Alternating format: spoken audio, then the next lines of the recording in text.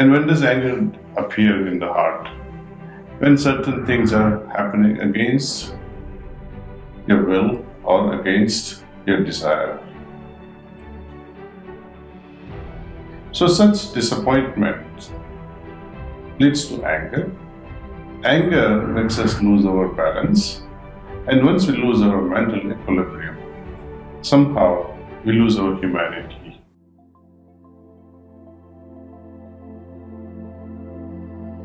Let me start this session with a quote from German philosopher Schopenhauer.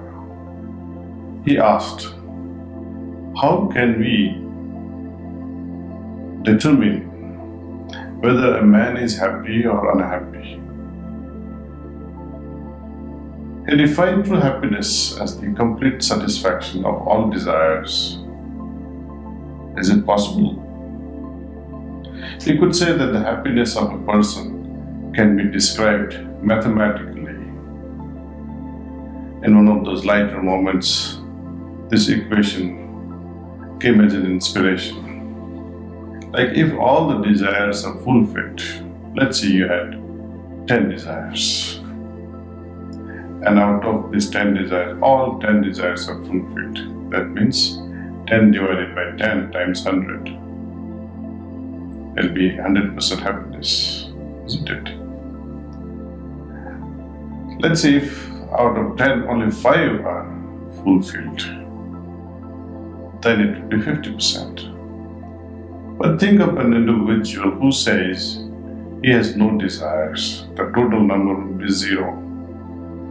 So what would happen to this equation? Happiness is equal to desires fulfilled divided by total number of desires. But total number of desires tend to be 0. Anything you divide by 0 remains indeterminate factor. Earlier days we used to call it as infinite. In a desireless state, we don't expect anything. When we don't expect anything, we don't manipulate others. Why would I have to even manipulate or think about having a better relationship, for example, for the sake of my happiness or for the sake of fulfilling my desires? In that case, my happiness is dependent on outside. Our experiences show that when you're angry, that's the moment when we lose this inner emotional balance. That happiness seems to simply disappear in fit of anger. And when does anger appear in the heart? When certain things are happening against your will or against your desire. So such disappointment leads to anger.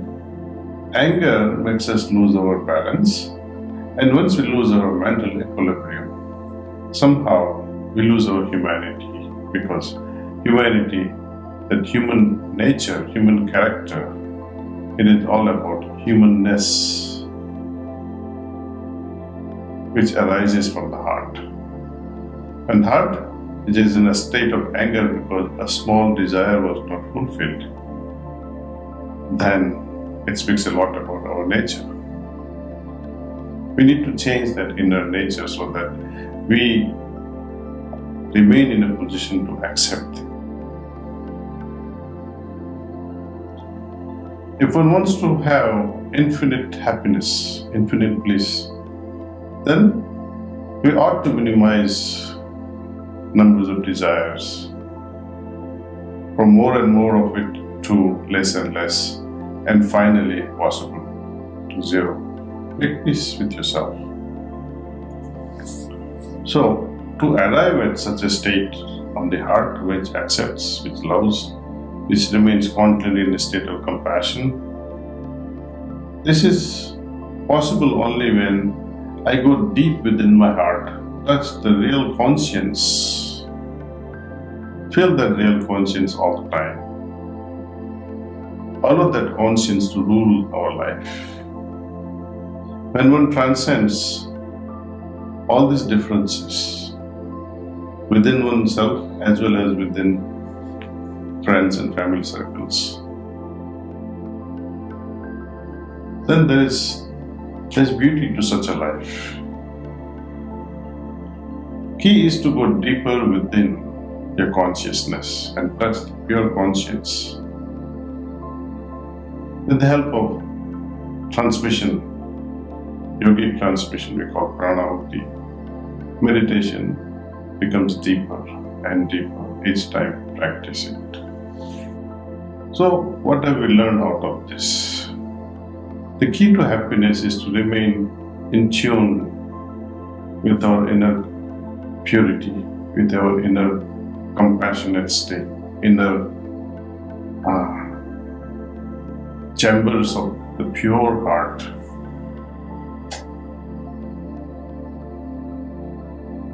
And when we remain pure and innocent like little children, then magical thing happens.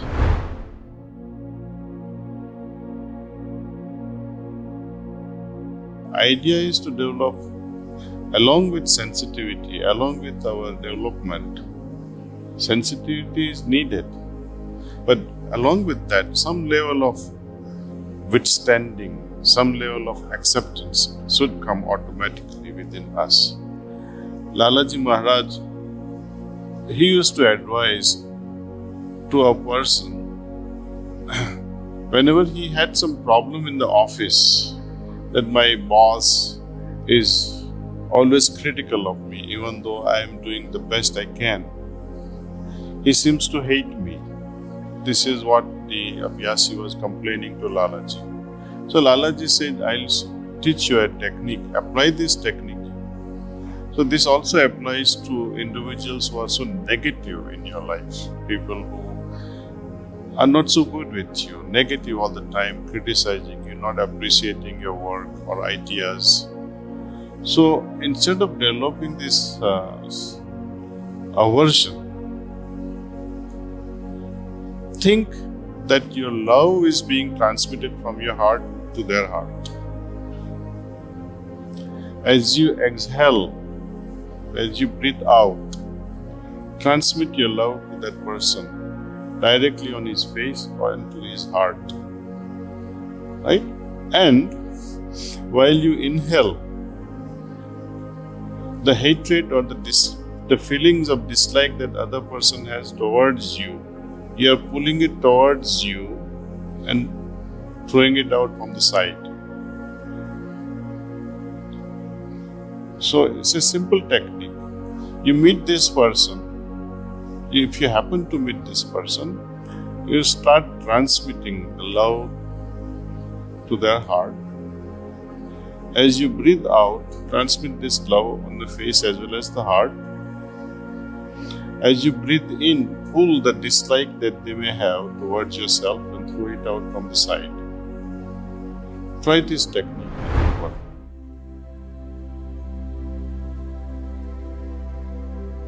Imagine a person who is so egoistic. He says, I'm the best. Can you talk with him? It's difficult to chit-chat with such people. Ego stops it. Some people, the way they talk, the way they even walk, or the way they also look at each other, you feel as if you are being confronted by such a presence. And such people's presence is so intimidating, you'll feel like running away from them. While there are some individuals, we like to go and be with them again and again. See, there's so much of flow between two individuals. That says a lot about such people. Ego, people say it's your enemy. It can become your enemy. It can be your best friend too. At least for myself, I can say, how can I refine my ego? I cannot destroy my ego, because it is all related to my existence, right? Let us say, I often give this example of a flute player, and if I'm able to play raga very well on a flute. Let's say if I have tonight this performance on a Gachibowli stadium and there are 50,000 people, and I'm playing a raga, and everyone is in silence and people are clapping away with a standing ovation at the end of it, you feel good. It pampers your ego very well, see. Nothing wrong with it. You did your best. Next day we have another performance. And you chose to play the same raga. Would you be happy with yesterday's performance? You won't be happy. You like to do better than yesterday, personally for yourself. That gives tremendous satisfaction. So the ego will guide you, okay, yes, I can do better than yesterday. This is for my personal growth, for my personal improvement, that I can do better. So ego can be utilized for our betterment. But to think that in the entire Hyderabad, there is nobody better than me as a flute player, all are useless. I am the best. This is arrogance. That is not a good part of the ego. And the fact that I can do very well and makes you happy, it's a pride. Garva abhiman, see, hame garv hai. See. So it is, there are many layers of this ego. Ego plays out in a different way also. Suppose if I say, consciousness on its own cannot evolve. But that is the thing that must evolve. It's like, can I exercise my liver? We have seen that manas, buddhi and ahankar can evolve provided I do meditation, I do cleaning and I offer my prayers and I remain constantly active in maintaining my meditative state. Enough for the evolution of these three. I can exercise my legs, I can walk, I can jog, I can lift weights and build my muscles. But what about my liver? Okay. So the indirect effect is there. So if I jog well, if I eat well, if I do physical exercises in proper balance, then liver will also get enough of exercise, but indirect exercise. Likewise, consciousness cannot be influenced directly, but indirectly. When my thinking is evolving, my intellect is evolving, my ego is evolving, then automatically consciousness is also influenced. For example, I like to give this example. You are in your bedroom having an argument with your wife, and suddenly your little baby comes up in the bedroom, opens the door, and you are heated up so badly. Would you continue on the same track of argument? You'll have to suddenly take a break and hold off and start smiling, and the baby is here. Some people will ignore it and go on fighting. That reflects the level of consciousness. You can indirectly understand a person's evolution just indirectly by how they display themselves, how they are able to control their speech, control their behavior, control all that they do with attitudes. So the person who is able to stop abruptly, or let me give another example. There are few varieties of people in the world. Some people, when they do wrong thing, even after they have done the wrong thing and they see the consequences, they don't recognize those consequences. They say, हमने तो कुछ गलत ही नहीं किया, आपको दिखाई, मुझे नहीं दिखाई रहा. So I don't see anything wrong that I have done. But the whole world says that. Classical example is Trump, right? The whole world says it, but it's okay, I'm fine. They are misguiding you.